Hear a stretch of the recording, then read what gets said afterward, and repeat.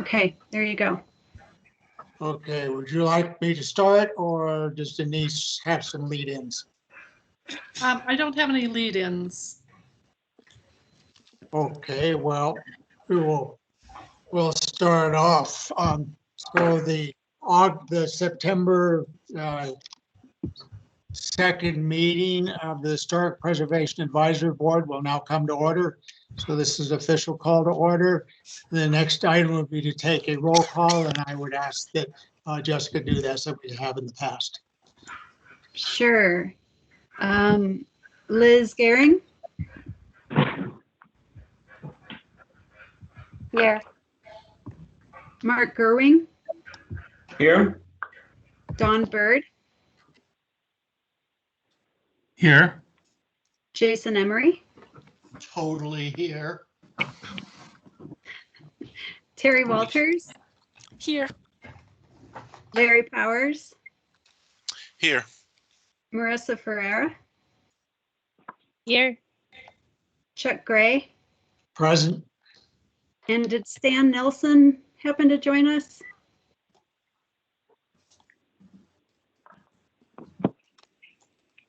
Don't see Stan on the call. So I think that's it. Okay, so we have a roll call and we do have a quorum. So we're in good in that respect. Just the normal reminders. I don't know if we're having members of the general public or not, but the reminders are please speak clearly, identify yourself, etc. And so then the first item on the agenda is citizen participation for items not otherwise on the agenda. Are there any public comments for items not on the agenda? No. Hearing none, we'll close the citizen participation section. And the next item then is approval of the minutes for the previous meetings. Do I have a motion for that? I move that we approve the minutes from our previous meeting. This is Larry Powers. I second. All right, thank you for that. And so I assume there weren't any corrections. So there are three docket items on the agenda for tonight.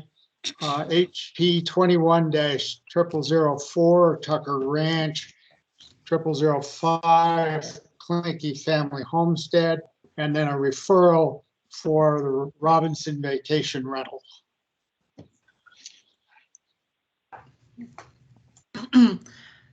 So let me see, make sure that I'm unmuted. Great. So for that first item then, this is Denise Brim with Community Planning and Permitting staff. We have docket HP 21-0004 for the Tucker Ranch, and the request is for historic landmark designation of the site. It's at 1001 Caribou Road in the Forestry Zoning District, and the owner is Boulder County. And we're here to determine if the property qualifies for designation, to determine if the application is complete, and to formulate recommendations for the county commissioners. So Parks and Open Space submitted an application for designation. The site is a 1 acre area out of a 324 acre parcel. The site includes 5 contributing resources, which are the house, the privy, the cistern, the shed, and the driveway. The parcel was part of the vast holdings of Alfred and Margaret Tucker and their family, who farmed and ranched the area.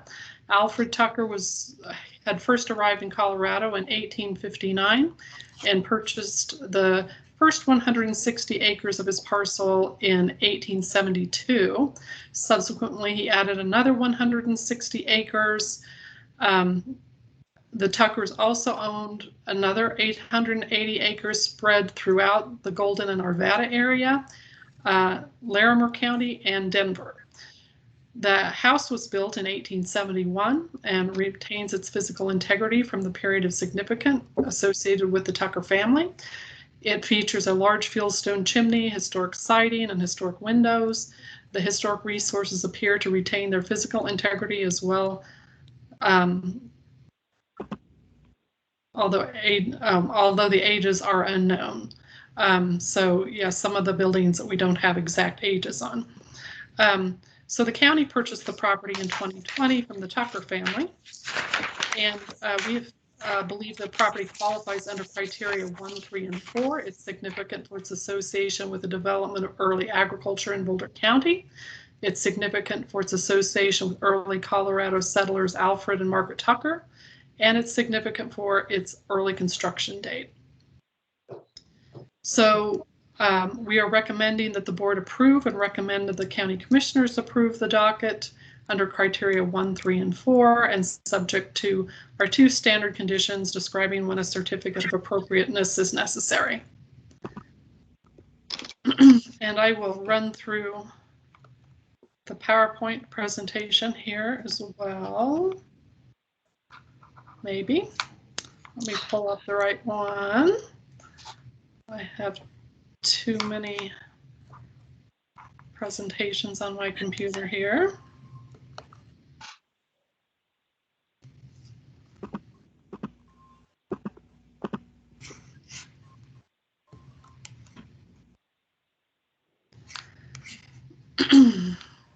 So if somebody can confirm that this presentation is showing up. I don't see it yet. Okay. Let's try again.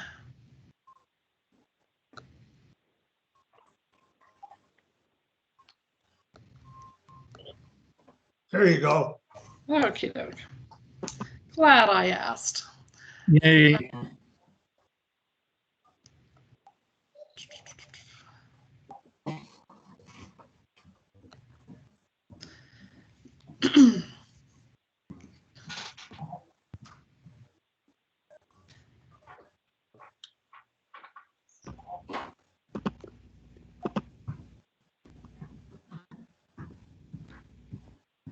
I'm not sure why this is doing this. So this is at 1001 Caribou Road.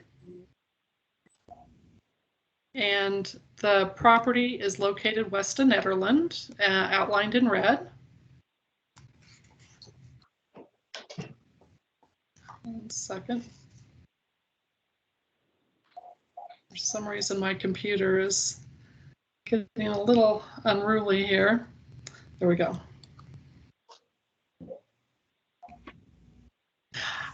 So this is an aerial photo of the property showing the larger property that Parks purchased.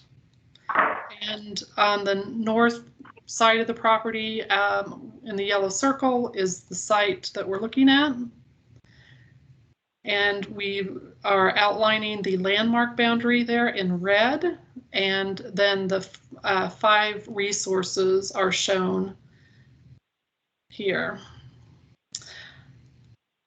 And then we have some older photos from '49 that show the Tucker house. And Carol was able to locate photographs of some family members.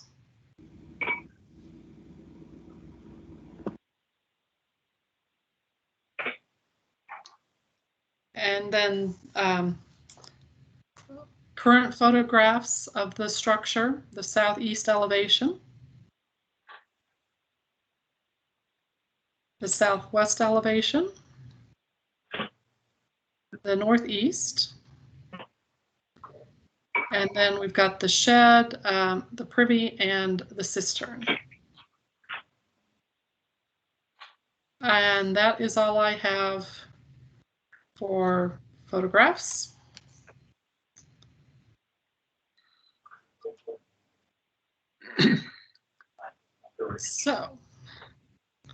So this seems to be a perfectly reasonable, to me, straightforward thing. Do we have, again, comments or questions from board members or possibly the general public, although I don't believe anybody is present?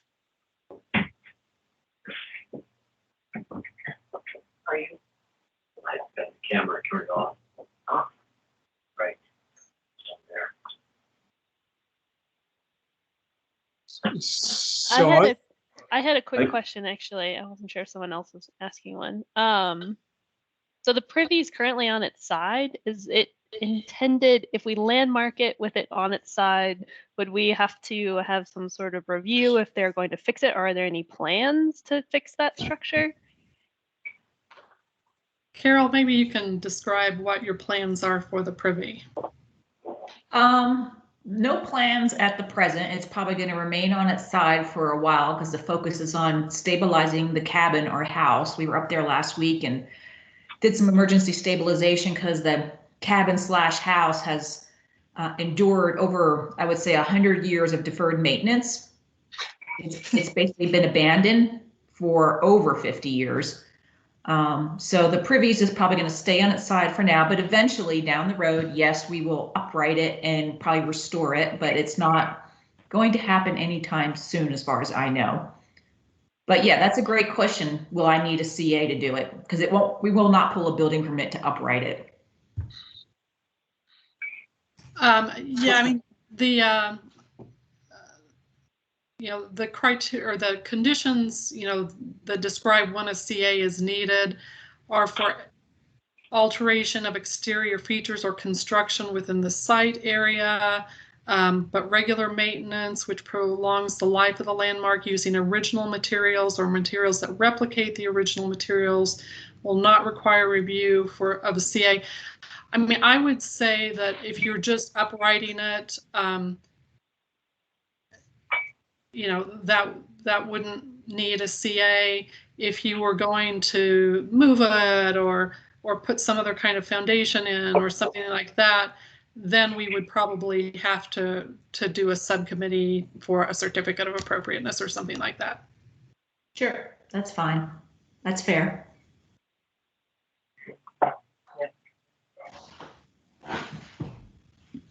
So other questions or comments? I hear something in the background that I can't quite make out. I don't know whether somebody has computer issues or if they were trying to ask a question. I gather it's computer issues. So my only comment would be that I really enjoyed the history and the completeness of it was really great. So I really appreciate that. I would second that. The history was really interesting. I enjoyed that. Yes, it was.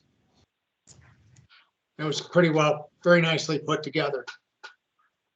Thank you. It was fun to do during the pandemic. I've written it 7 months ago, so I had to review what I wrote because I wrote it 7 months ago, but it was a barrel full of fun and I enjoyed it thoroughly, trying to uncover every rock about Alfred Tucker and Margaret, because I started with just like a name and some just scraps of information, and I had to build everything from original research and limited options in terms of going to research facilities during a pandemic.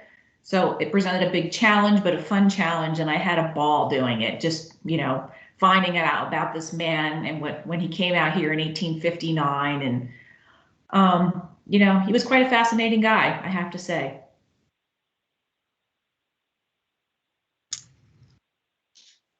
So hearing no further comments on this, then I would entertain a motion to landmark it under the criteria stated. I'm happy to make that motion that the Historic Preservation Advisory Board approve and recommend to the county commissioners that they approve docket HP-21-0004, the Tucker Ranch, under criteria 1, 3, and 4, subject to the conditions that any alteration of exterior features or construction with the site will require a certificate of appropriateness, and that regular maintenance, which prolongs the life of the landmark using original materials, etc., will not require review for a certificate of appropriation. I second. So we have a motion and a second. All in favor? Aye. Aye. Aye. Aye. Aye. Aye. Aye. So I heard a bunch of ayes there and no nays, so I'm going to shortcut a little bit and assume that the motion passes as presented. I second. Okay.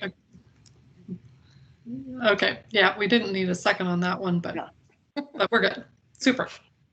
So, so I think that is everything for that particular docket item. And we will go to next item. Let me scooch through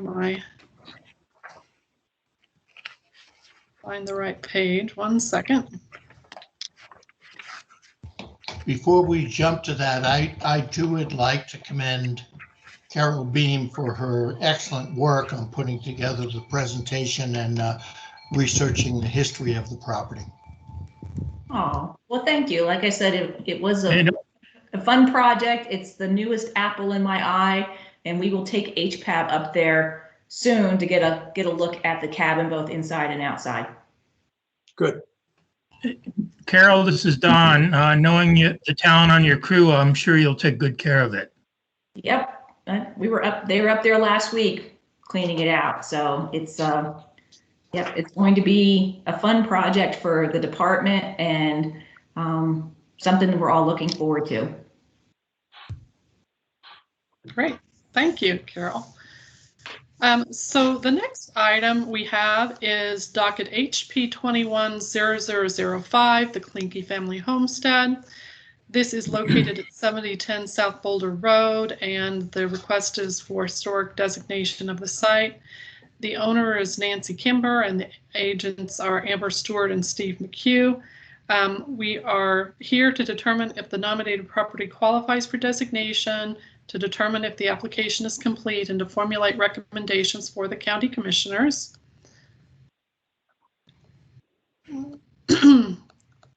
So we received the application for the farmstead. It requests to designate a 1 acre site containing the historic farmstead with a 30-foot buffer around the buildings. The 4 contributing structures include the farmhouse, silo, pump house, and dairy shed. The garage and equipment shed are proposed to be non-contributing. In 1908, Camille Hippolyte Clyncke and Mary Clyncke bought the property. CH was born in Belgium in 1870, and he emigrated to the U.S. in 1888. His brothers August and Andrew arrived in 1881 and 1892, and they all settled in that same part of the county. In 1893, he married Mary Dunn. Mary was born on a farm west of Marshall in 1873. She was the daughter of early pioneers Andrew and Catherine Dunn. They had 7 children together and they were raised on the farm. CH died in 1928, and Mary and the children inherited the farm. And then it passed through the family, with Bonnie Clyncke being the last family member to own the property until she passed away in 1998. So the property was in the Clyncke family for 90 years before being owned by a few other owners, with the current owner, Nancy Kimber, purchasing the property in 2021. The farmhouse may have been built in 1922, according to the assessor records and previous interview with the family. However, we have some other family members who speculated that it could be an earlier date, but we didn't have a way to confirm exactly if that was the case. The outbuildings are listed as 1900, however. That is sometimes an approximation that's used in the assessor records when they're not exactly sure of when something was built, if it was built in the late 1800s or early 1900s. The property where the house is located was acquired by CH in 1908, and that could also be the approximate date of the construction. I just noted here as well that when the Carnegie reopens, we might be able to pinpoint a more exact date, because the Carnegie has the family archives for the Clynkes. But that would take a little more digging, and I think we have a good enough approximation and know enough about the family history to proceed at this point. So we feel it properly qualifies under criteria 1, 3, and 4. It's significant for its association with the development of agriculture in the Boulder area. It's significant for its long-term association with early Boulder County pioneering family of the Clynkes and Dunns. And the farmhouse and buildings are significant as good examples of agricultural buildings of the period. So we are recommending that you approve and that the county commissioners approve the docket under criteria 1, 3, and 4, subject again to the standard conditions describing when the certificate of appropriateness is required. And I'm going to pull up my photos here.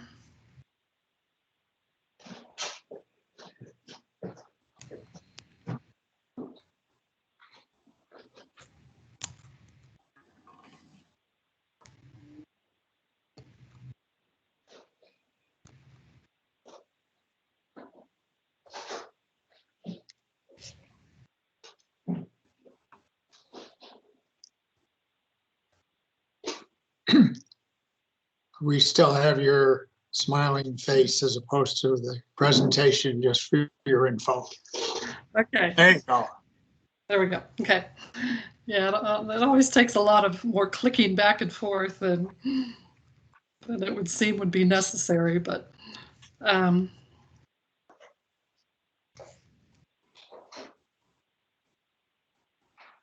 think sometimes the computer's a little slow too at times, so sometimes it's thinking when I'm clicking. So again, it's at 7010 South Boulder Road. Whoops. So here you can see outlined in red where the property is located east of Boulder. And an aerial showing the property with the development of the historic complex there in the upper corner. And then the layout of the property showing where the different structures are located.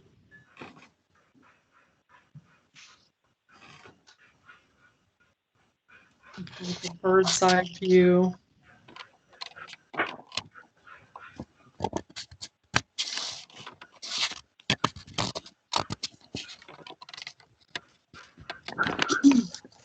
And so this was the house back in May. They did remove the vinyl siding, which is something that we had suggested that we would want to see what was underneath it before, looking at how much original material was there. And so they did remove that, and the original is underneath. And so that was helpful in in looking at the property, because you can now see here in this photo that original siding is still there. And while some of the windows had been replaced, you can see that the original framing as well. So they're doing restoration of the structure to restore some of those original features and reveal some of the original features that are still there. So here you can see the original window trim still there, even though the units had been replaced. And then here we've got the garage structure, which is one of the structures proposed as non-contributing. They plan to keep this structure, but to remodel it to be used for agricultural purposes. We've got the milk shed here. We've got the silo and the pump house. And then this is the equipment shed, which is also proposed as a non-contributing structure, and they are proposing to remove this structure.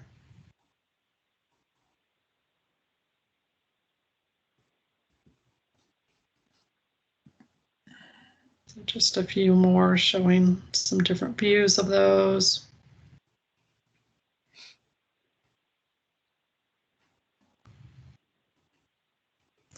It's one of the farmsteads on that corridor that remains, which there aren't a lot of the original farmsteads remaining on South Boulder Road in this stretch, and there's been a lot of development along there and some institutional facilities and things along there. So it's nice to see this one retained there up by the road where you can appreciate it.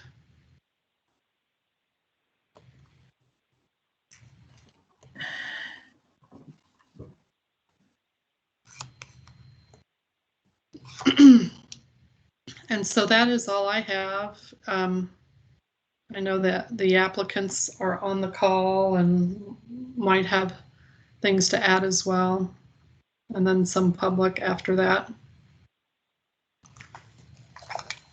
Oh, one thing I need to mention as well is late this afternoon we did receive a letter from the public commenting on the docket, and I emailed that around to everyone.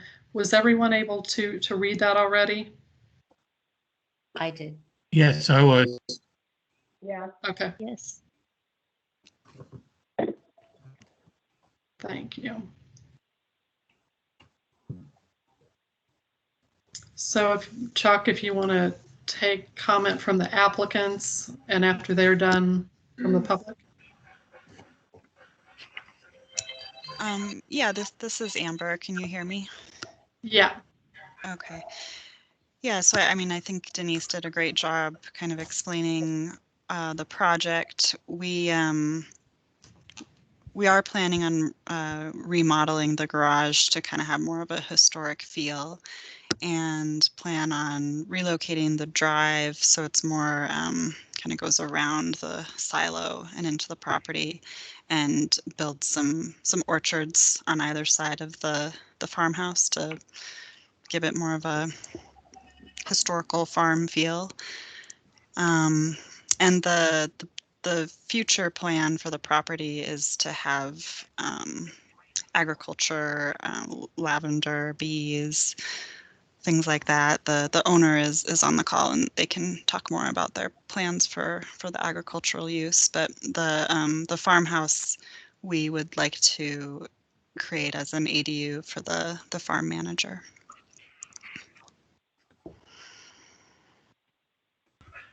Are there any specific questions? Amber, I'm sorry, I didn't. Which building was being considered as ADU? The existing farmhouse. Okay, thanks. Yeah. I'm a little unclear about what buildings are going to be removed. The equipment shed and maybe the horse shelter, is that right? No, Correct. just, well, just that big metal storage that with the picture with the car in it. And the horse shelter to the left of it, depending on which side you're standing on. Yeah, the pump house, which doesn't have a very historic feel right now, which is kind of that little side building off of the dairy shed. We do plan on remodeling that to have stone and just kind of look like a more old-timey pump house. Can I ask, do we have any historic photographs of this farmstead? Because I guess we're spoiled. We always get that in the packets, but trying to compare what it looks like with the vinyl siding off to what it originally looked like, I'm kind of lost. Yeah, we looked and we tried to find them, but we couldn't find them. We did contact Marvin Clyncke, who still lives nearby, and he said that very little has been done since the original construction, apart from the aluminum siding and replacing the windows. And I believe the roofing was replaced as well. But that clapboard siding that's on there, according to Marvin, is original.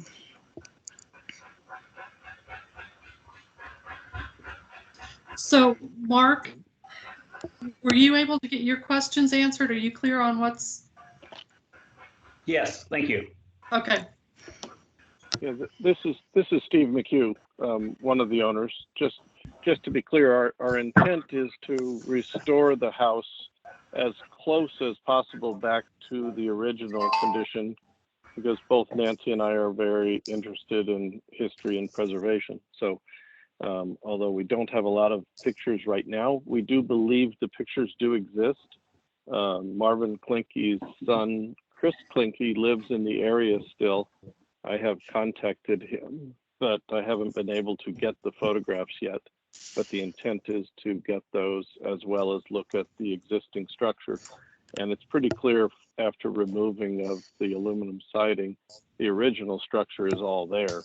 The aluminum windows were just basically nailed to the outside of the existing structure. So it's quite simple to look at what was there forensically. So we're very interested in restoring it back to the way it was originally. So would you be removing those 50s vintage sort of windows and replacing them? We surely would. Yeah, we'll be taking them back to original double hung wood windows. We'll modernize it a little bit and have them at least double glazed. But other than that, they'll look the same as they would have 100 years ago or 120 years ago, whenever it was built. Yeah. Yeah, it's pretty clear that the trim around the windows is also of the same vintage as the clapboard siding. So we feel pretty confident that at least the size of the windows was not changed, and that replacing them with wood windows would restore them to that more that time period.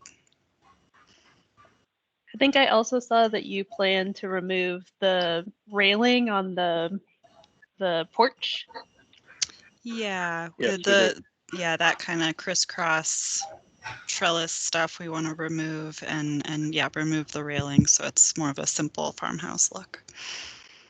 Yeah, we removed much of the plantings that were growing all over the front of the house last weekend, and but we're planning to remove the railing and remove the additional lattice material that was added to be able to support the plants growing all over the front of the house.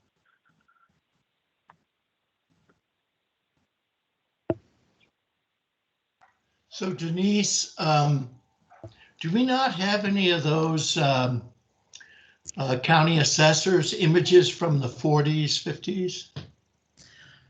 We weren't able to get them at this point for this property. Again, I think I think when the Carnegie reopens and we have access to the Clyncke archives there, we would be able to find more information, and we'd have access to the assessor information, because that's where, you know, some of those older photos are when they're not in our county records. And so, yeah, we dug as much as we could, you know, given the limits of what we had access to. And we did, you know, we did look at the older aerials and things like that, and you can see that, you know, that those structures are there, and we just don't have good,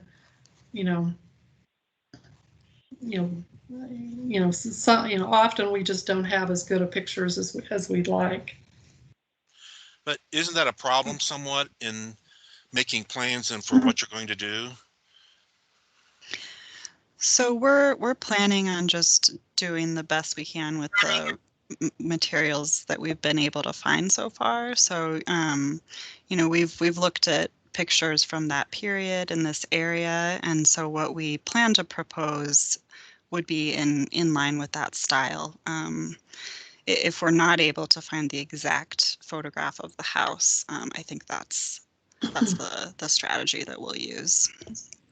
And we were able to, you know, see where the original window frames and things were, you know, once that once the aluminum siding was off, you could see where the original window trim was and things. So that, you know, was a good clue in terms of that, of those features anyway. So that was helpful. And then as well, you know, they will need to apply for a certificate of appropriateness for, you know, the various work that they do within the landmarked area. So, you know, when that happens, maybe by that time we'll be able to get in to the Carnegie and look at some of those additional details as well.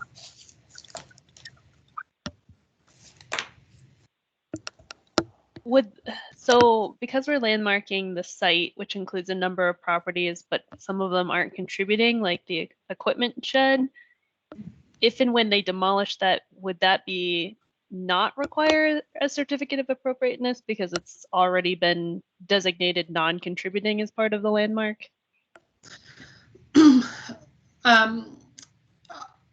So I would say, you know, if you had concerns about that, you could ask to further review that. Otherwise, I mean, technically it would be construction within the site area. So, you know, and if you wanted to specify that, you know, that was something that you wanted to look at, we could do that. Are there particular concerns that you have? I think my only concern, I agree, like the equipment shed does not currently look very historic, if I will, but I also, you know, it's clearly there in the aerial photos from 1977, so it has been there for a while. So I'd be curious, like, I guess I'm a little wary of approving that we demolish the equipment shed without really being able to validate that it's truly not a contributing structure or that it should remain to be part of the original farmstead, because that, you know, aerial photo from 1948 is really fuzzy and unclear, but it definitely has been there since at least 1977. So I don't know. That's my only concern, I think, with the landmark as it stands right now for me. Yeah, cinder block could be old too. I mean, it's not everyone thinks it's a newer material, but I mean, 20s at least. Yeah, this isn't cinder block. This is aluminum corrugated with metal frame, welded metal frame structure, truss structure internally. It's a pretty modern structure. I can't say exactly when, but you know, in at least 60s-ish from the manufacturing techniques that were used. So that's what it looks like, you know, looking at the inside of it. I mean, it's definitely a different style than anything else built on the property, but and it's slab on grade where the rest of it is raised foundation. But and to clarify for folks, the garage is the building that's the cinder block one, and the equipment shed is the one with the metal cladding, the corrugated metal on the outside.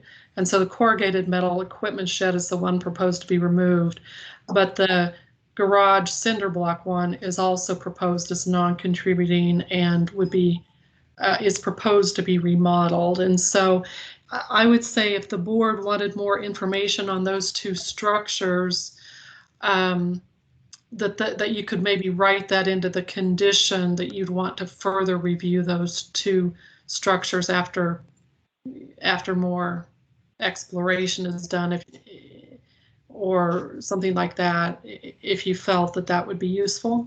I think that would be something that you could do, is, you know, include in the conditions that those should also be, you know, reviewed before any alterations, if you wanted to do that. I think that would help. Like, I don't think I'm opposed to changing the garage and potentially demolishing the equipment shed, but I think I would like more information before finalizing those changes, just so I can feel comfortable that, yes, like this equipment shed really, it, you know, has been built and it really shouldn't contribute, or it has been built like since the homestead, and the garage, you know, alterations aren't going to significantly change the feel of the property.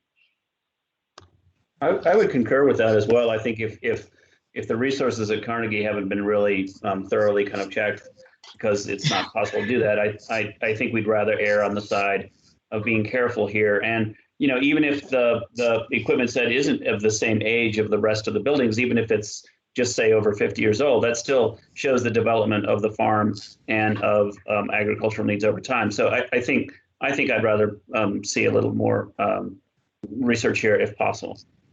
Yeah, I would agree with that because, unless you're going to put a specific period of significance on the property, which we typically have not done, then it kind of all falls under the 50-year rule. So I may be opposed or not opposed in the future, but I do think, to Marissa's point, that should be included. I agree 100% as well. And I also would like to add that I'm concerned about that we need more research on the house itself. And because Larry seemed to mention that he was a bit mystified about, just taking the siding off and then making decisions from that. I think we need a little more information, not to put words in Larry's mouth, but I'm in agreement. Well, I feel there needs to be more research done about the house.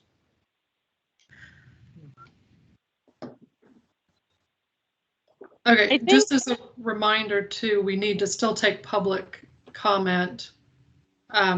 But I mean, if the board has any more questions for staff or the applicant to clarify the application, we can do that. But then we don't want to forget to take public comment.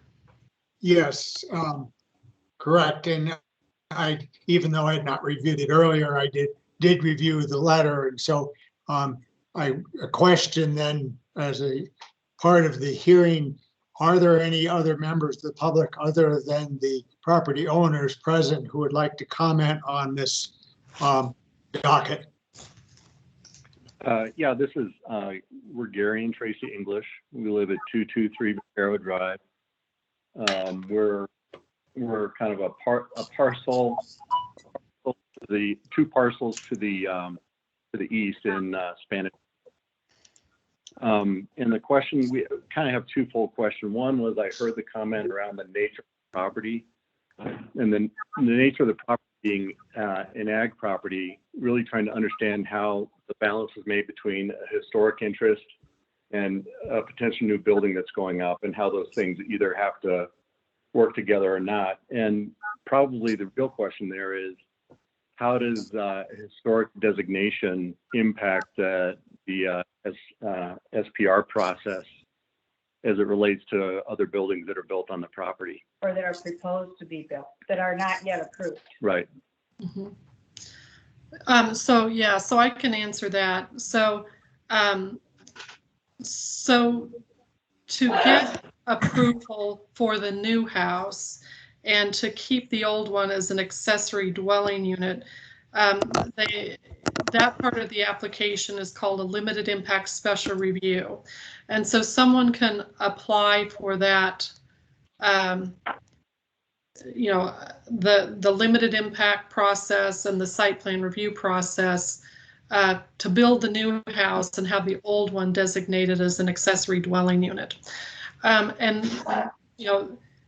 The reason that we created the historic accessory dwelling unit provision, there are a couple of other types of accessory dwelling units. One is for an ag worker and another one is for a family care unit. So there's a couple of other types of ADUs that property owners can ask for. But in this case, they're asking for the historic ADU.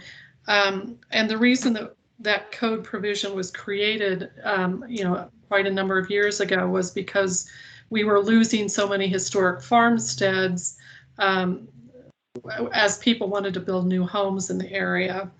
And, the property values in the Boulder area just sort of dictated that that if we didn't allow those to be retained, and used for some useful purpose, that they would be lost and we would lose those historic resources. And so so that's sort of the process that that is involved there. So so this is, this property is also going through that LU SPR process to look at the building of that new house and then the designation of this one as a historic ADU.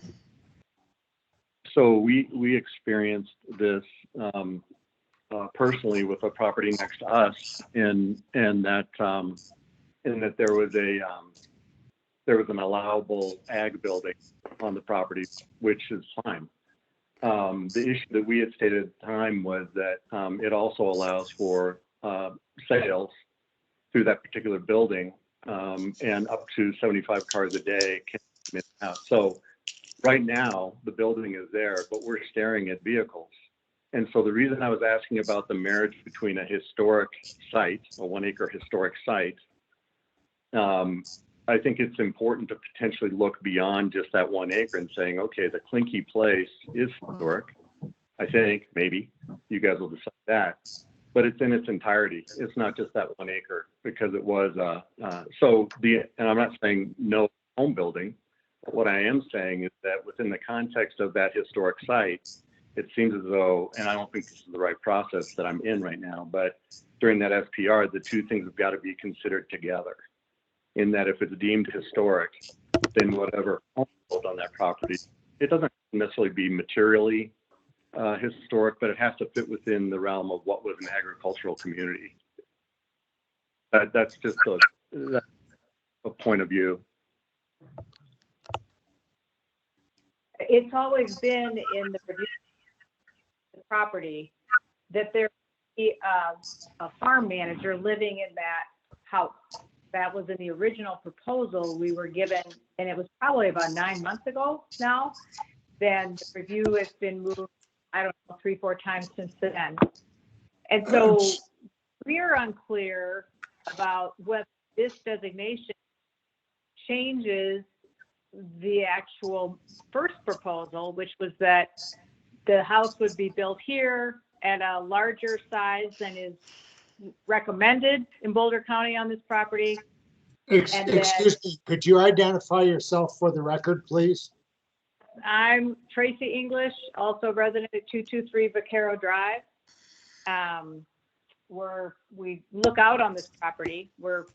We dealt with something similar, my husband said. So our question is the property that's trying to be built from scratch affected by this historical designation and all the things we've heard to date about that is not yet approved?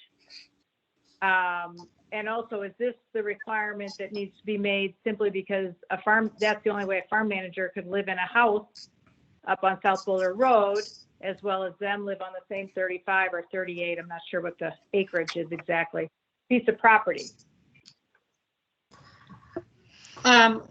So, I mean, my understanding is that I think this particular family wants somebody in the house that will help manage the farm, but a historic ADU wouldn't necessarily have to be occupied by a farm worker, like an ag ADU would have to be. Some of the other differences between an ag ADU and a historic ADU are that an ag ADU can be up to 1,800 square feet in size, whereas a historic ADU is limited to the existing square footage of the old home without any additions allowed. And then trying to remember. And maybe you could address even the sales issue that can occur out of that property and what the daily car impact can be.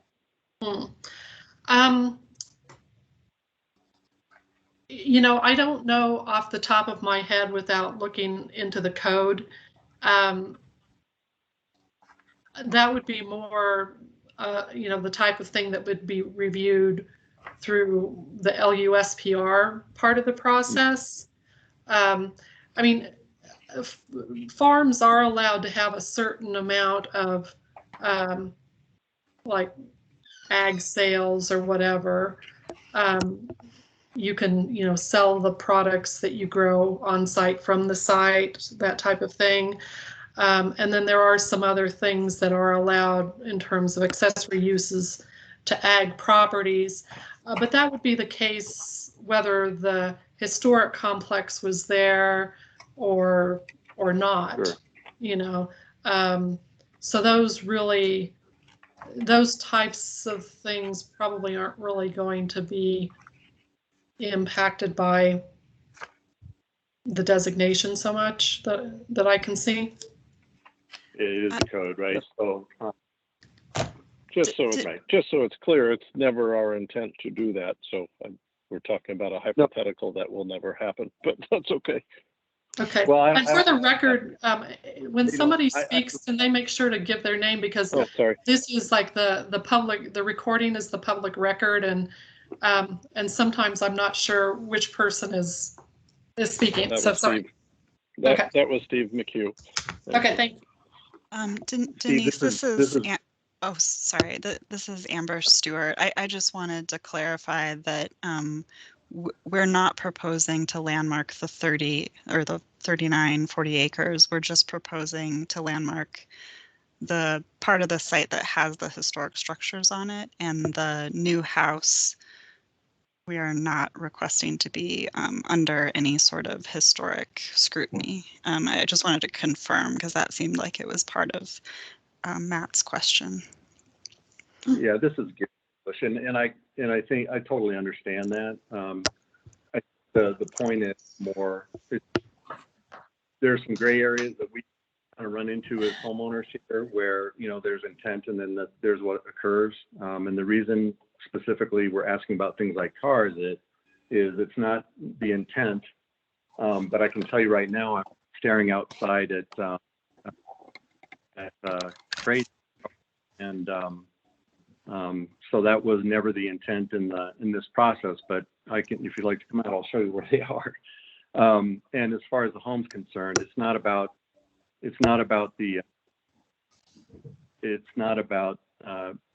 saying it's got to be historic. It's about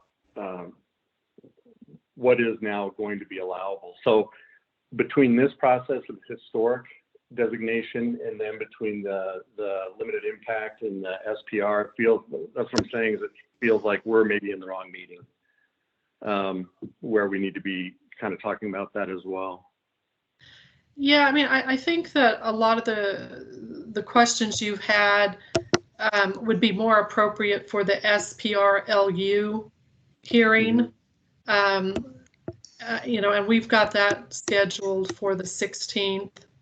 Do you have that on your calendar? We don't. We have not received anything in the mail on that per se. We've received all the changes throughout the year, but not that one. What time is it on the 16th? Okay. That is, let me verify. I have 9:30 a.m. on the 16th. Okay, yeah, 9:30 on the 16th. Okay.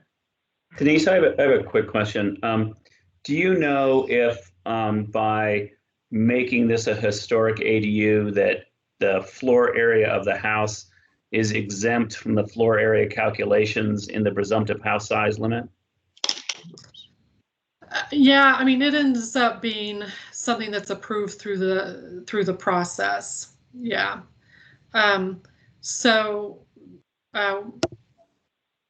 you know, that's pretty typical. We actually have a provision in the code that that we can exempt historic square footage even if it doesn't qualify for landmarking, because sometimes there are structures that don't rise to the level of landmarkability, but we still don't want to see them lost. And so we can use a deed restriction or conservation easement or something like that to exempt that square footage. In this particular case, the application that they've submitted for the SPR there are different ways you can overcome the presumptive size maximum.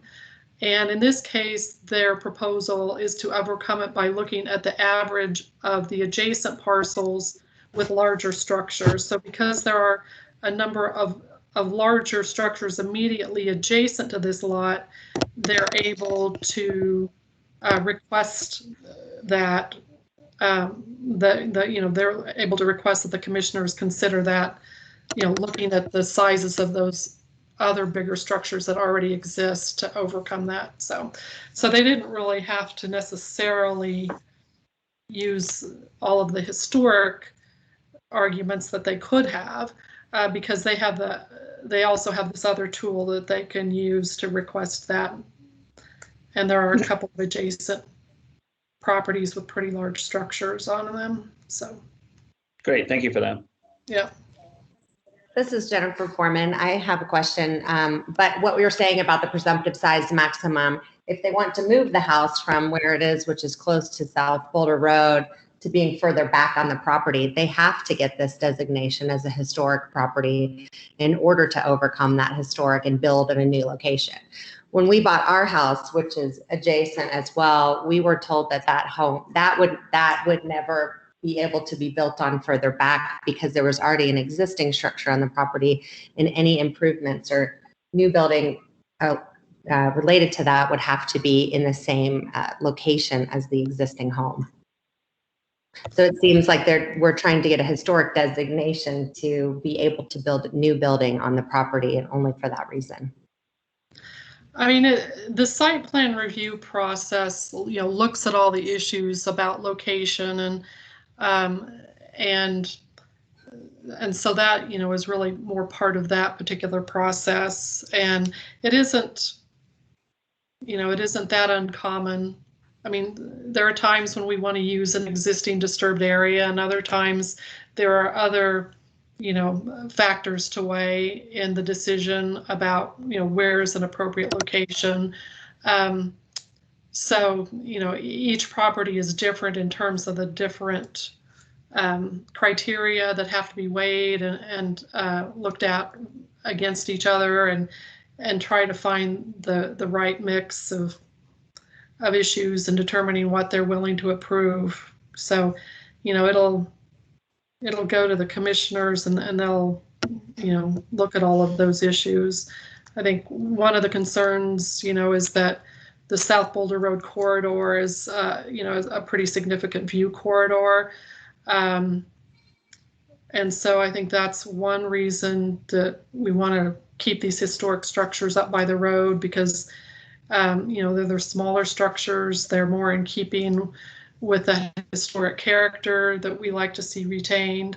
And then if the bigger structure is back behind and not as visible because the historic resources are retained up by the road, sometimes that's beneficial. So those are all things that, are different criteria that we have to weigh one against the other to figure out what the right mix is. And to be clear, where the designation of this building as a historic resource, it doesn't affect its status as an ADU or not. Is that correct? Okay, repeat that question, Mark. What we're talking about here this evening is the designation of this buildings as a historic resource, not whether it's appropriate as an ADU or not whether it impacts the other potential buildings on the project on the property. Is that correct? Well, so that is another thing that I would, after we, look at the designation, I would like to get your opinion on whether or not you think an ADU is appropriate for the building, which is basically looking at, really all we need to decide is, will an ADU benefit the historic resource in terms of, making it a more viable, well taken care of structure. And so, in the past, as we've looked at a lot of these, when we do have an old farmhouse and, a new house is being built, we've often supported the ADU because if it is used and lived in, it'll be invested in and taken care of. Plus, it'll be limited in size to the existing square footage instead of being allowed to have a large addition or something like that. So we have often supported the historic ADUs, again, for the reasons that we don't want to see them demolished and replaced, and because it limits their size. So, that is something that I want to get the board's comments on as well when we're done looking at the landmark eligibility question. Well, this is Jennifer again. My question though is, if this is, my understanding from the building code is that if it is not designated as an ADU, that the landowners would not be able to build a new building because it would be considered that they would have to build their home in the same location as the existing home. So by designating it as an ADU, they would then have permission to build a new building. Whereas if they had not have that as a designated ADU, for which they're using a historical argument, that they would have to build it in the current location. Not that these buildings could be moved or reestablished on the property in another location. So again, that's not necessarily true. There are a lot of different factors that go into looking at a site plan review and where to approve new development. And there are times in which we like to see them use existing disturbed areas rather than disturbing a new area. But that is not always the case. And even if this wasn't designated, it could still be proposed to be retained as, a decommissioned structure or something like that. So, while we sometimes want to see existing disturbed areas used for new development, that's not always the case. And again, we are always balancing a lot of different factors and needs and interests in any site plan review that's being processed.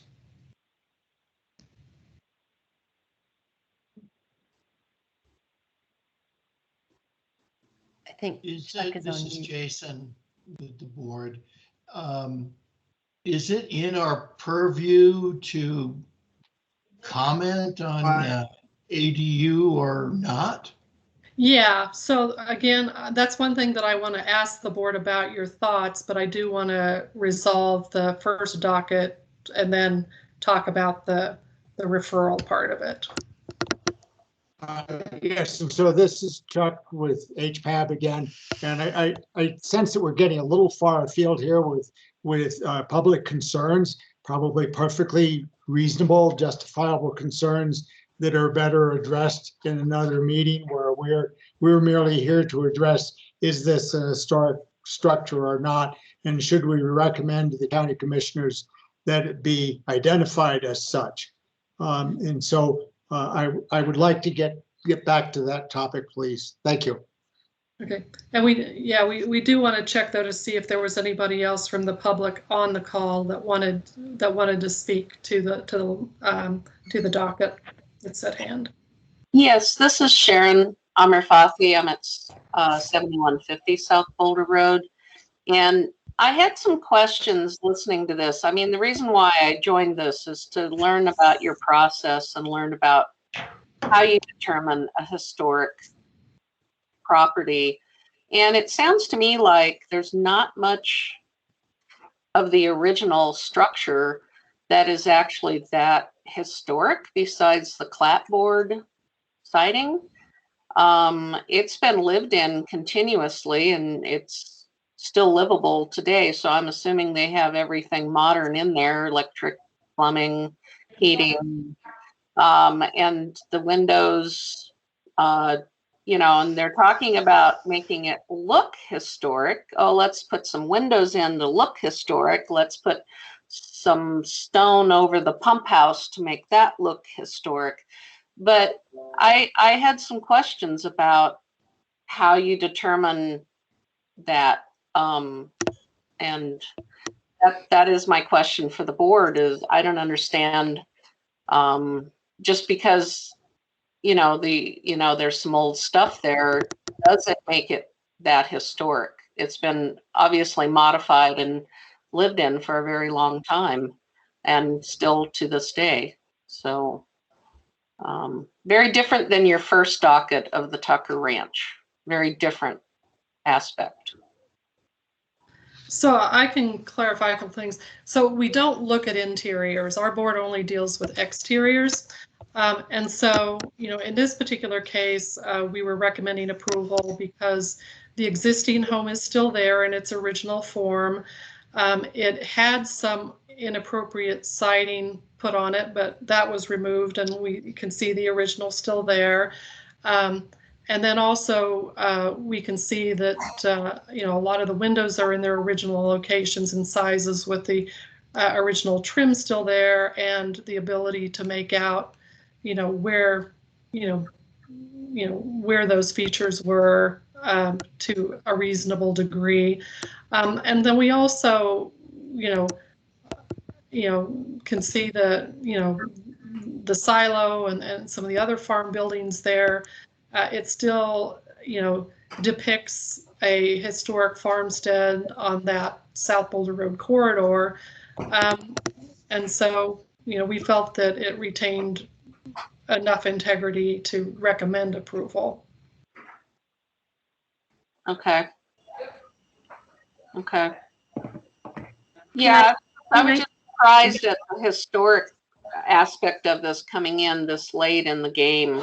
This whole process has been going on now for a couple of years, and all of a sudden, to come up with this idea about it being historic, that's been kind of a surprise, I think. This is Nancy Kimber, one of the owners.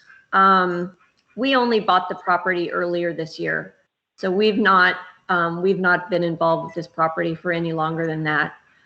Steve and I plan to live there for the rest of our lives, and the Clyncke family has been there for over 100 years, and they had over 300 acres in Boulder, and several of the surrounding streets are named after the Clyncke family. There are still several surviving Clyncke members in the neighborhood, and our only intention is to keep that history going and to live in Boulder, and to, our intentions with this property, I can guarantee you, and I know these are just words, but I can guarantee you there won't be 75 cars on this property. It's just Steve and I, and we really want to bring this land back. We're interested in regenerative agriculture. We have no intention of creating a large farming business, right? We've got a horse and a pig and 2 goats and a dog, and we plan to have maybe a few more animals. We plan to plant. We plan to bring that land back to life, right? Because this is really what Boulder's about. So we have no intention of building a 10,000 square foot home. We have no intention of bringing, 50,000 cars to the property. We want this, we want to bring that front 2 acres back to how the Clynkes had it when they lived there. So I feel I'm frustrated, obviously. I love your community, and we really want to be part of your community. And I think that we want this land to represent what Boulder represents. I can understand there's a fear of the unknown. We're not known to you, and I can understand neighbors don't want some of the things that they have currently, had to experience. And you don't know us, and you don't know what we want to do. But we really just want to bring this land to life.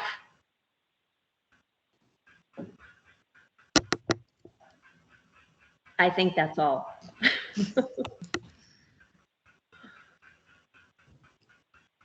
So Chuck, let's just verify that we don't have any other adjacent owners with comments, and then look at closing the public hearing for board deliberation, maybe. I agreed. And so we all received the one other letter, and most people commented they have read it. I as well, even though I had not checked my email earlier. Apologize for that. And so are there any further members of the public who would like to comment other than those we've already heard from? Hearing none, then at this time, I would like to close the public participation and move to board deliberations or any comments from board members that would like to make prior to moving on with this.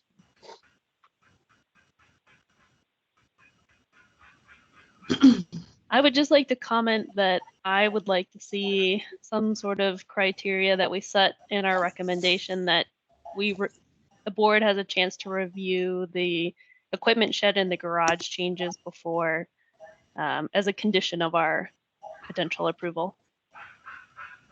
So noted, and I would like to see that included in the potential motion. Any further comments? I would really like to see more evidence on this house. What's going on with this house? More, especially a photograph. I think there's nothing more important than seeing the historic photograph and telling its story to the world, especially to us. I don't have the luxury to go look at the house, say, oh yeah, that definitely must be original. And I have to take what is given to us. And I think it's missing an important element. This is Jason. I'm with Larry. So then is this something that we consider deferring to a further meeting, or do we have enough information to move forward at this point? So I guess my question would be, is the concern that we don't have enough information to landmark, or would we like to get more information before there's more changes to the property? I'm saying not everything historic necessarily would be landmarked, but depending on what significant modifications may have been made to that house. And that I can't answer with what I have been given. So I really like to see a photograph, the historic photograph. I think in my mind, looking at the aerial photography, it seems like the footprint of the house has not changed a lot over time. And we do have the person who lived in it, who lived there, you know, for a significant period of time, also saying that it has not changed. So in my mind, that's enough for me to say, yes, this is potentially historic, but you can see, you know, I definitely have also enjoyed and usually kind of reference those historic photos when making landmark determinations in the past. And it is a little challenging, I agree, that we don't have those. I concur with Marissa. And from looking at the clapboard siding, there would be much more destruction if they changed it. So I believe that to be existing and historic. Denise, can I ask a quick question? I mean, the recommendation from staff is to designate this property as outlined in the plan that you've shown there and the 30-foot buffer around it. That includes all structures within that. And I don't see anything in the recommendation that excludes any structures or that lists some as contributed and others as non-contributing. Yeah, in the application, it does call out, I think it's because they put it in their narrative that they're proposing, you know, the 4 structures to be contributing, and then the 2 they're proposing as non-contributing. But if you all thought that they could be contributing, we could potentially, you know, condition that those 2 needed additional research before any alterations were made or before those 2 were decided on. I would say that'd be a possibility. Well, I guess what I'm suggesting is that if we designate in the boundary given that's shown, and we don't make any distinction between contributing or non-contributing, then the assumption is that they're all contributing because it's everything within that boundary. and that when they propose any alterations and changes, we would review that on a building by building basis. You could do that. So, so this is Chuck. It sounds like there's a fair amount of open questions and perhaps a bit of controversy on this. And on an informal basis, what would be the sense of other board members for deferring this to another meeting? What would Based deferring on- it to another meeting really accomplish? The ability for us to get some historic photos? I'm just curious, like what, if we deferred, I think we should set the criteria for what we would need to see in exchange for deferring that meeting. Yeah, this is Amber, and I spent, hours and hours and hours scouring the Carnegie website for photographs, and I found a lot of, some photographs of the Clyncke family, and an old photograph of a Clyncke house that we believe, according to Marvin's stories, burnt down, and then they rebuilt this one.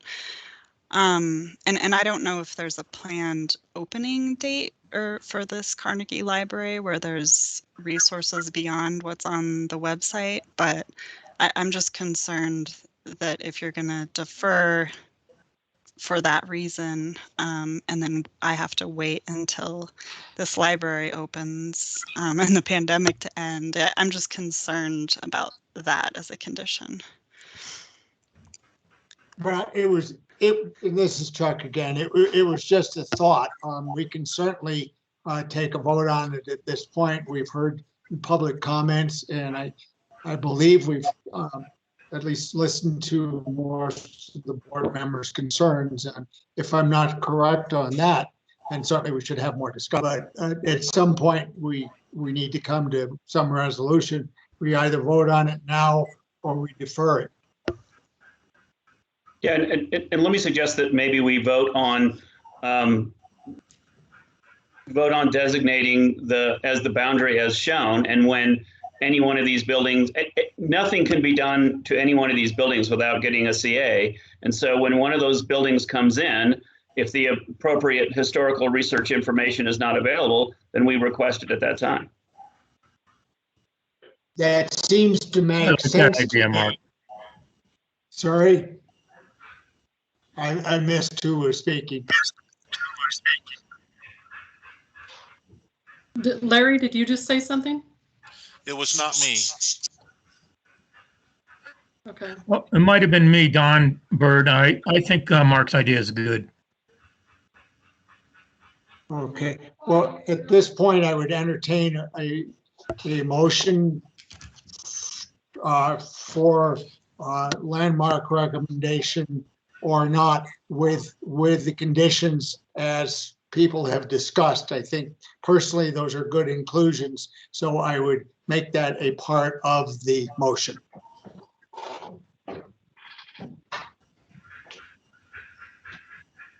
All right, I'll try.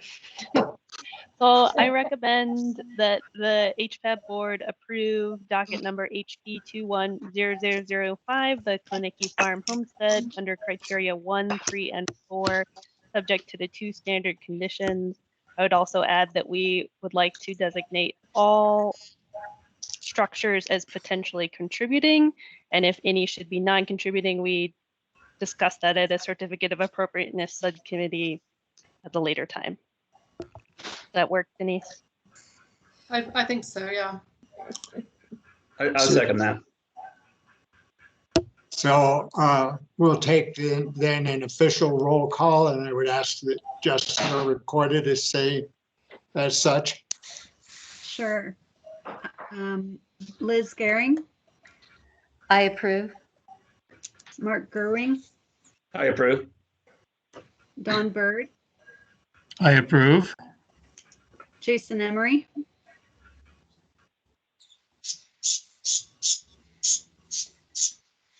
Jason, I think you're muted. Hello, I approve. okay. Terry Walters, I approve. Larry Powers, No. Marissa Pereira, I approve. and Chuck Gray. I approve. Okay. So the motion passes with all members present, with the exception of one voting in favor. Okay, and then I did want to ask in terms of if you all wanted to provide any referral comments on the idea of this being used as an accessory dwelling unit. And I guess my recommendation would be that it would be appropriate and consistent with what we've approved for other historic ADUs where we've wanted to provide a viable use for a historic farmhouse and not see it demolished in place of a new structure. And so I wanted to, to see if you all had any referral comments and, see if there was anything else you all wanted to ask about that.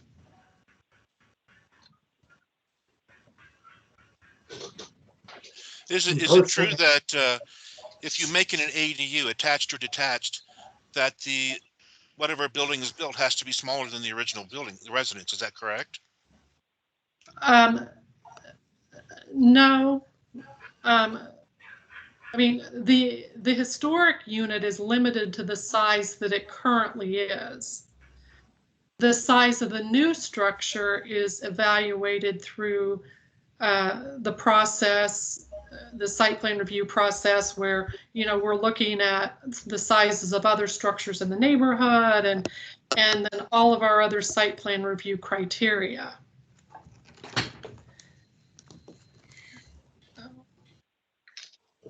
Well, I mean, I guess I'll weigh in and say that I think this puts the board in a funny position, which in a sense is to make the ability of an additional dwelling unit on the property, it sort of kind of greenlights that in a certain kind of way. And I'd just like to make clear that it is very possible, and I'm an architect in Boulder, we've done this plenty of times, that we have maintained a structure and just simply decommissioned it for residential use, and that still allowed for another structure to be built on another dwelling to be built on the property. So I don't think it has anything to necessarily do with the form and mass of the building, which is primarily what we're concerned about in historic designation. I will say, however, that maintaining a residential presence in a building in general does give the building a better chance to be maintained, and the continuity of use over time, I think, is important.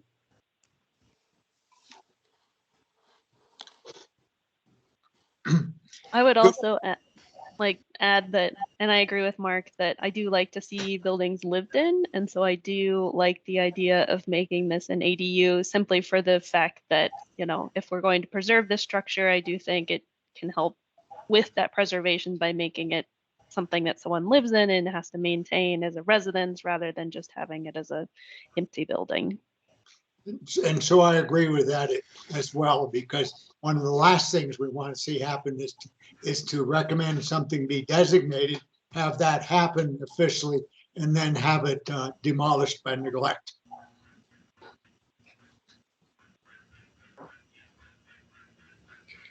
Ergo, having somebody living in it is a plus.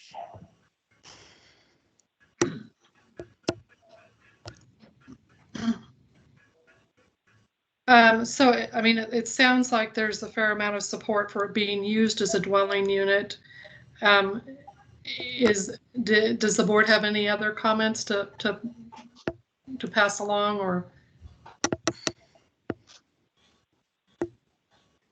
I mean, I guess I would hope, I know there's always a balancing act between preserving historic, buildings and trying to build something new, and not all historic buildings are the most livable of dwellings. And so there is sometimes a desire to build new property. I just hope, I don't feel like we as a board could make comments on that new building because that's outside of our jurisdiction. But I do hope that if a new building is built, that they take in mind some of the things that we use with our historic preservation, like, making sure it doesn't not contribute, that it's lessen size, if there's appropriate setbacks, things like that.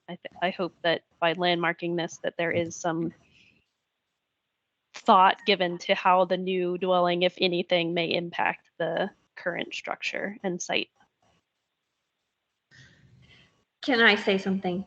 Marissa, I really appreciate your thoughts. And I just want you to know that Steve and I have both been doing a lot of research on historic architecture in Colorado.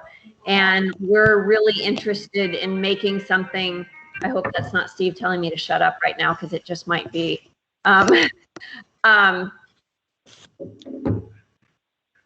We really want to stay true to Colorado. And like I said, it's just the two of us. We have no interest in a 10,000 square foot home. We have an interest in a historically appropriate home for Colorado, which is entirely passive. And that supplements the environment and supplements the neighborhood.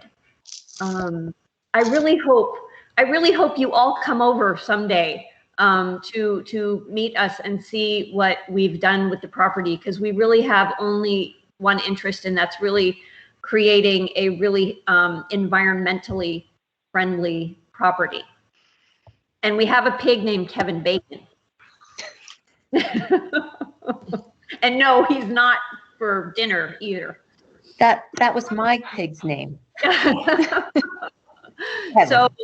So yeah, I mean, we're just two people that want to rescue a few animals and do some regenerative agriculture. That's all we want to do. We're not fancy. I mean, I'm willing to, go through whatever information the board wants to see on the proposal. So you all can, certainly let me know if there's anything else you want me to go through, or if you want to look at it at the subcommittee this week or something like that too. We can always do that, but really all, I mean, the main thing I need to know is if you're supportive of it being an ADU, to comment on that part of the docket, but we can go through whichever documents and info you'd like. Do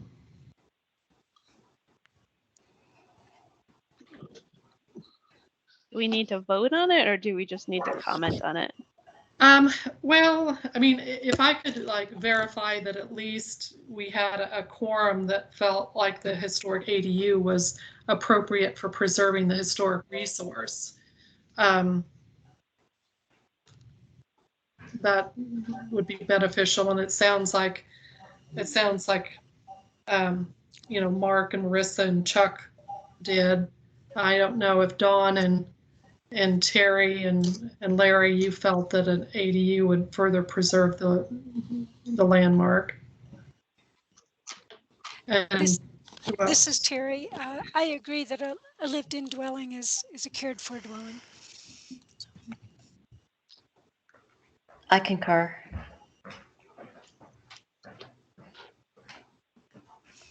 I don't know if Dawn or Larry, you had any thoughts? I have no thoughts on this. Okay.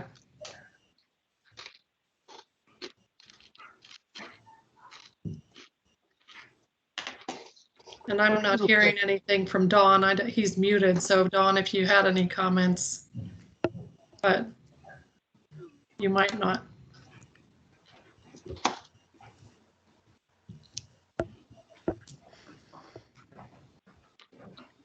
So it sounds like we've kind of beat this one to death.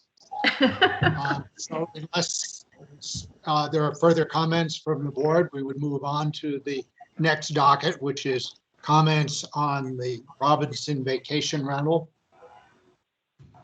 Great. So let me get back to that page here. 1 second. Denise, this is this is Amber. Should I follow up with you after this meeting to talk about next steps as far as if we do want to get going on some of these buildings? Yeah, feel free to reach out and we can chat about the process. Okay. Thank you all. Thank you so much for joining us today, and thanks to the public for joining us. And I'm just looking for the next page in my packet here.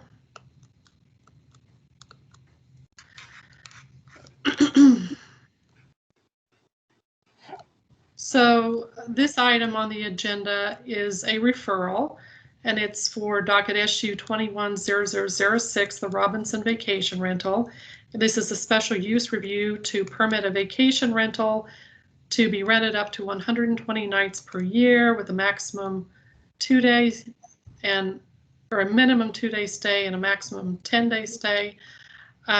It's at 43 Riverside Drive, and the owners are Bruce and Isabel Robinson. And the role of HPAB is to serve as a referral body to review and comment on the proposed development, which could affect a historic property, potentially eligible for historic landmark designation. So we first need to look at potential eligibility, and then if it is eligible, to comment on the plans.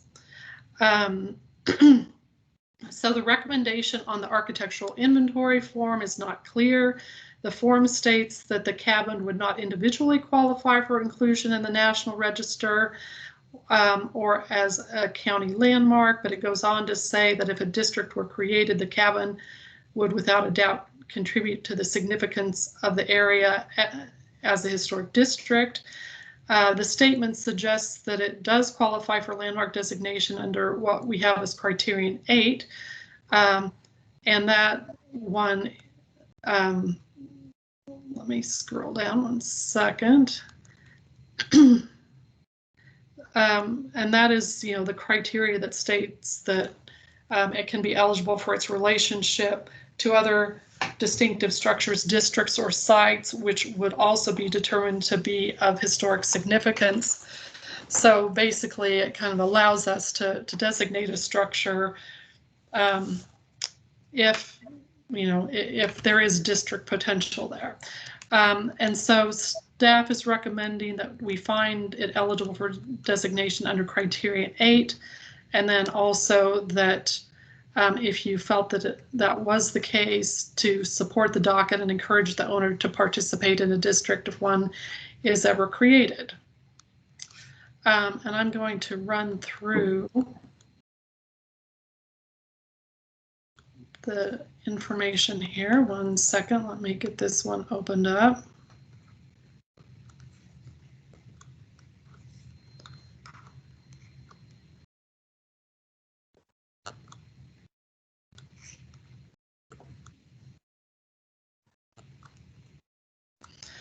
So is that one showing up yet for you all? No. Okay. Can never figure out why sometimes it works and sometimes it doesn't.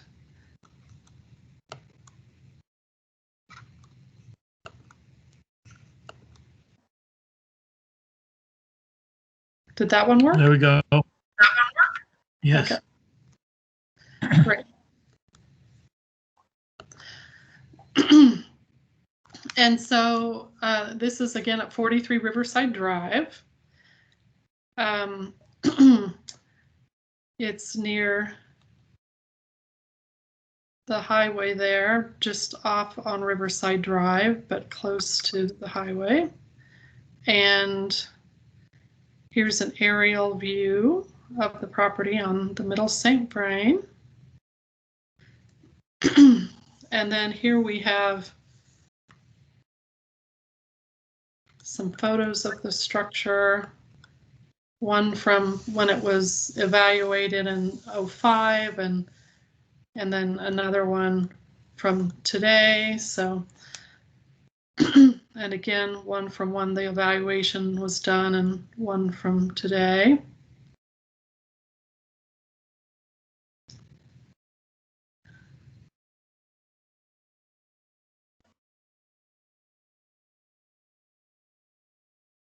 And so that is all we have in terms of photos for this particular property.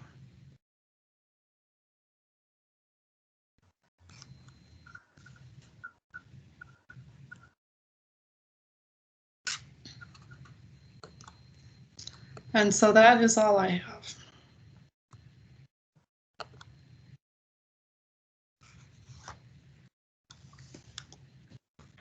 So is the property owner online? Who would like to make any comments on this? So I believe Bruce is on the call. Bruce, are you there to join us? I just muted. Can you hear me? Yes, yes. Thank you, Bruce.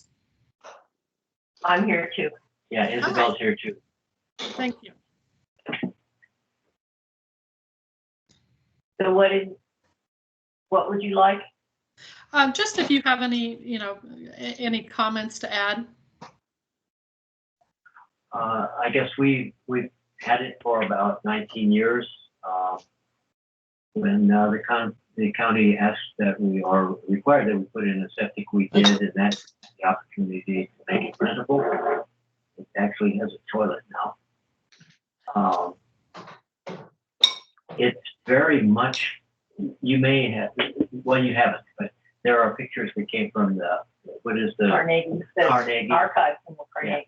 That showed how, a picture of it way back in probably the late 30s or 40s, yeah. And you would be, you'd have to look very carefully to see any difference. That's been one of our goals, is to keep it looking like a rustic cabin. Although, honestly, on the inside, it still doesn't, we still don't use a furnace of any kind, but we have a wood stove.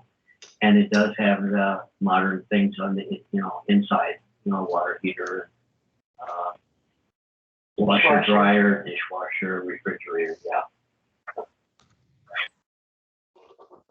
Great. Well, thank you. Thank you. There was one comment I'd like to make about the surrounding area and then maybe making the whole area a historic designation area, perhaps in some time in the future, is that our cabin and maybe 2 or 3 others are pretty much unchanged, but there are 12 cabins along our side of the river, and almost all of them have been re-sided, closed in porches, they've added on, they've taken away, so everything except 2 or 3 cabins along the river there has been significantly changed. True.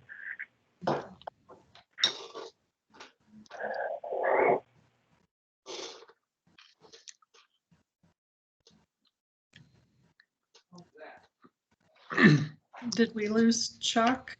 I'm here. Okay. So we should probably check to see if there's any other public present. Yes. So at this point, are there any members of the general public who would like to comment on this application? Historic Preservation Advisory Board is merely commenting on this, making recommendations to other hearings for this special use review. Does anyone else care to make a comment from the public? If we are the public, the owners of this, I would have to say that I really have no idea what impact that would have on us or our cabin if that were decision were to be made. Mm-hmm. Yeah, so I can kind of clarify that, when we look at these special use reviews, we try to determine, does it look like there is landmark eligibility? And then if there is potential landmark eligibility, then we ask the board for their comments on the docket. And so in this case, staff was recommending that, that it, potentially could be eligible if a district was ever created. And again, we don't have enough information to fully evaluate whether there is definitely district potential in the area or not. And so really our staff recommendation at this point was just to indicate that that we'd like you to consider participating in that effort if it ever came about in the future, which it may or may not ever be an effort that is undertaken in the area. And so we were sort of, you know, in this case, recommending that it be left up to you whether to participate or not. And again, we're not sure that it would ever happen, but we felt like if there was a district, this would be something that would be nice to see included with that. So. Yeah, I guess our question was that if it were made into such a district, what would that mean? Would that mean that couldn't be added onto, and the looks of it couldn't be changed significantly, or that sort of thing? Yeah. So if a property owner ever chooses to landmark or be part of a designated district, then any exterior alterations in the future would be reviewed by the board, but it doesn't preclude additions or things like, you know, the last docket we looked at where it gets designated as a historic accessory dwelling unit, that comes with some restrictions on adding on to it. But in the case where something is just designated as a landmark or contributing to a district, it doesn't mean that you can't add on to it. It just means that you would work with our board to get approval for how the addition is done and that type of thing. So. Oh, okay. I don't think we'd have a problem with that. No. Yeah. It also brings with it, you know, some benefits in terms of, like, currently we have a grant program to help with rehabilitation costs and some things like that. So there are some benefits that come with that designation as well. Some code flexibility that some people sometimes find useful. You know, you can get some exceptions to the building code and to the land use code for some certain things if it's designated. So it does come with some carrots rather than just sticks associated with it.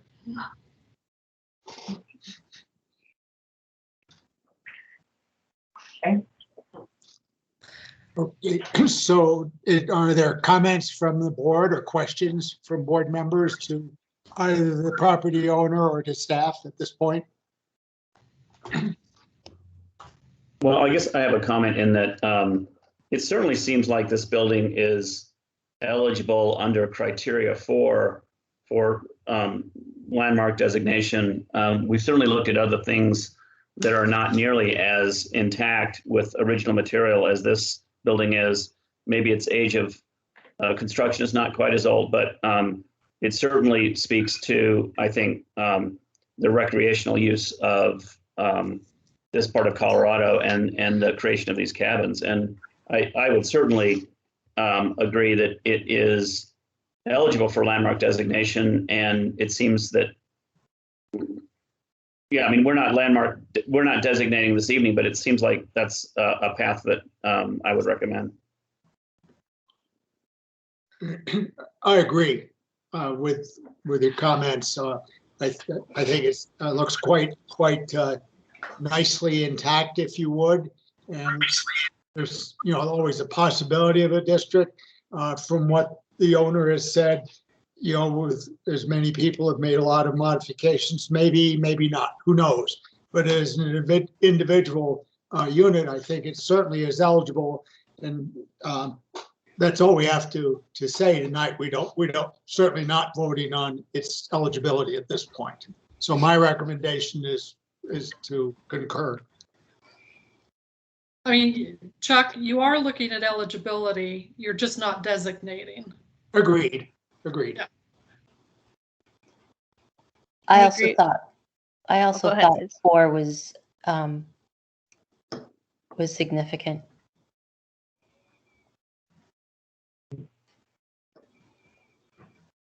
Yeah, I would just add, I agree with everyone else that I think it's eligible, and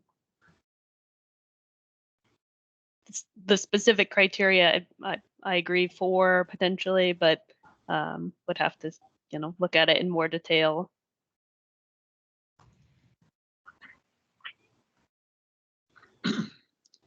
So Denise, do you need a formal vote on this or just general concurrence? Well, so it would be good to get a vote on the eligibility, because then we can comment on the referral for the special review and indicate whether we support the special review and if we want any conditions on that special review. Okay. So are there any further comments or discussion from board members then? Well, I mean, I would say that, I would strongly encourage the owners to designate this as a landmark, and it seems sort of a moot point if we don't, if saying that it could be eligible for a district in the future if this building is not protected.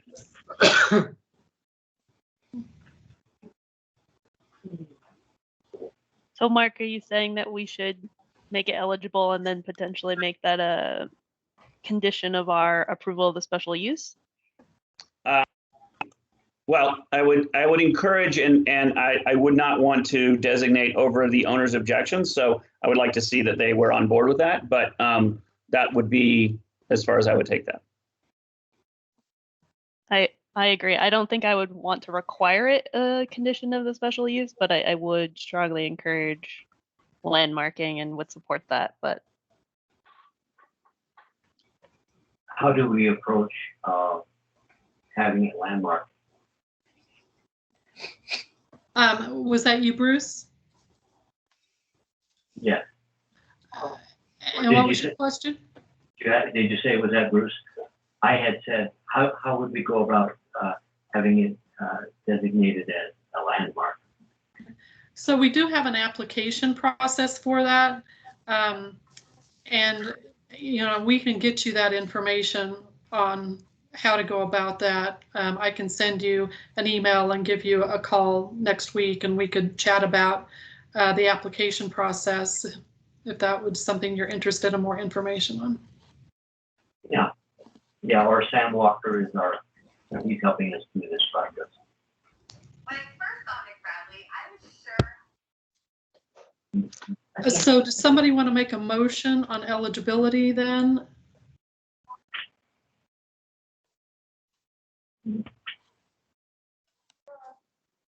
So this is Chuck, and I would like to make a motion that we recognize that this structure would be eligible for landmarking under criteria 4 and 8, I believe would be the correct ones. Correct me if I'm wrong, please.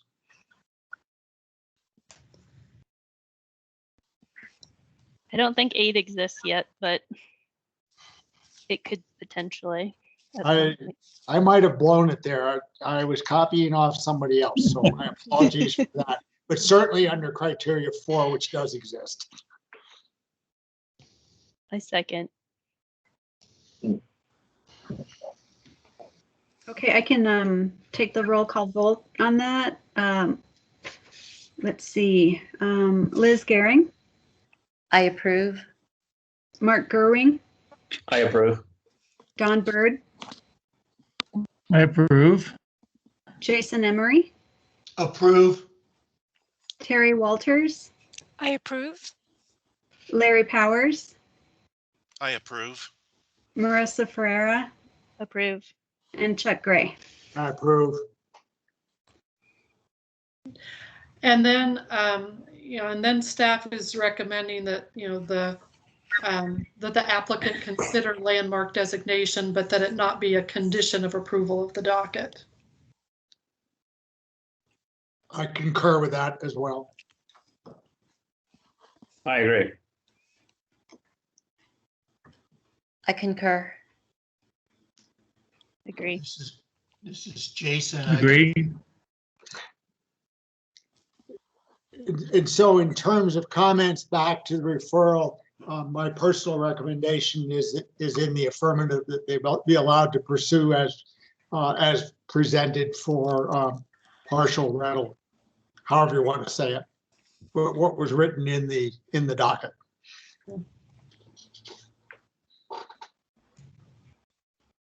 Okay, so it seems like there's general concurrence that that being a vacation rentals is okay, and we just want to encourage them to consider landmarking but not require it. So it sounds like that's what we have concurrence on at this point. Okay, great. So Bruce, we can touch base then next week, and I can give you the info on landmarking, and then and then you can pursue it in the future if you want to, or it'll be kind of up to you. So that's all we had in terms of dockets for tonight. One thing that I did want to touch base with folks on is we've been trying to arrange a site visit to a few different sites. Carol was going to show you a couple, and I was going to show you the Montgomery Farm property. And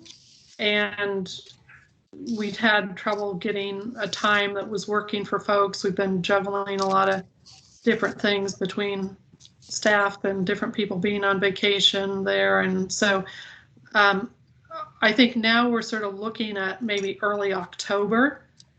And Jessica, do you foresee anything coming down the pike for the October full board agenda? I have not heard of anything yet for that agenda. Okay. So that might be one possibility, is we might be able to do it late afternoon, early evening on the 7th, which, you might already sort of have blocked on your calendar. Are folks going to be in town at that time and up for a field trip? That would work. I'll be around. I'm around. I will not. Terry will be. Okay. Jason will be around probably. Okay. So Dawn might be the one that gets left out in the cold. Well, that's all right. Sorry, Dawn. We'll take some pictures for you. Well, Some I'll of be them back east, so I'll take pictures for you. Yeah, some of them you might be familiar with because Carol's taken us to some of them, so it might be things you've been to before. Yeah, yes, I've been there. Yeah. Okay, well, we'll look at that and see if we can't get something organized then. So maybe try to block out, from late that afternoon into early evening if you can. Is there a time that can folks get away before 5 o'clock if we go before 5 o'clock? Yes, anytime. Okay. I probably can. Okay. So we might. Jason is a bit of a working stiff, but toward the end of the day, I can do it. Okay. I can make it out. All that work. Okay. As can I. What was that? This is Terry. As can I. I can make it. Okay, super. So we'll look at that. And that is all I believe I had, unless Jessica, you can think of anything that I forgot. I do have. All right. Yeah, go ahead, Chuck. I do have one additional, and I apologize for not doing this earlier, but I was a little bit late in convincing my computer to work properly. Basically, we have a couple of new people that I'd really like to welcome to the organization. Terry Walters is their newest HPAB member. And then we have, and she's the owner of the recently landmarked cabin, I believe, up in Gold Hill, and I'm not going to pronounce it. I'll let her do that. Welcome. Okay, thank you for that. That solves it. I'm like, she looks so familiar, that name. Now okay, great. Yes, okay, now it all fits. Welcome. And then there's a new staff member that's going to be assisting with this, Andy Goldstein. So welcome. Yeah, nice to meet all of you. Welcome, Terry and Andrew. So Andrew, are you working for the county? Are you working with land use or community planning and development? I'm working with community planning and permitting, and I'll be helping out with HPAB, site plan reviews, generally wherever they need me. But if any of you get emails from me, here's my face, and so at least you'll know the name. Well, nice. Thank you for attending the meeting. maybe someday you get to pass the stuff around in the actual meeting hall again. You can hope. Nice. Fingers crossed. So are there anything further that we need to discuss tonight?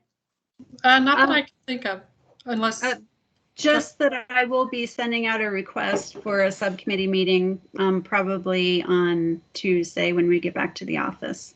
So, so maybe like within the next week after that, if I can get some people for a subcommittee meeting, that would be wonderful. I'm basically around. I will be gone basically the last week in September. I could do email subcommittee delayed response, but no online. Okay. Okay. Yep, I'll send that out on Tuesday. Terry, can you tell us a little bit about yourself and why you were compelled to join us? Well, I love history. I bought the nice niche back in 2007. It was built in the 1860s, and I have loved just learning about the history. I belong in the historic district of Gold Hill as well. It's just really been a fun process, and so I want to be involved in how it all works. And forgive me my voice, I'm losing it today, so. We can hear you. Hopefully you're not getting anything nasty. No, I'm not. Actually, because I live up here, everything is very, very dusty, and I'm leaving on a trip, so I was cleaning house, and so there was dust everywhere. So that's where my voice went. Well, thanks for joining us. Yes. Thank you. It's a pleasure Yes, to welcome, be here. Terry. Thank you. Well, thank you, everyone. Yeah, thanks, everyone. Thank you. So at this point, we'll formally close the September 2nd meeting of the Historic Preservation Advisory Board. Thank you, folks. Thanks, everyone. Take care. Good night. Thank you. Yep. Bye-bye.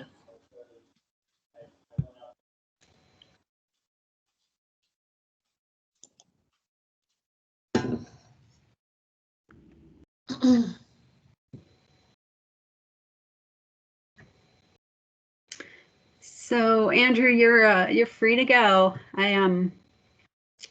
We'll talk about the process of like doing the minutes and that stuff on either Tuesday or later. But yeah, thank you for staying for the whole time. Yeah, of course. Thanks for the invite. So who turns off the recording? I do. Okay. So I need to remember to do that.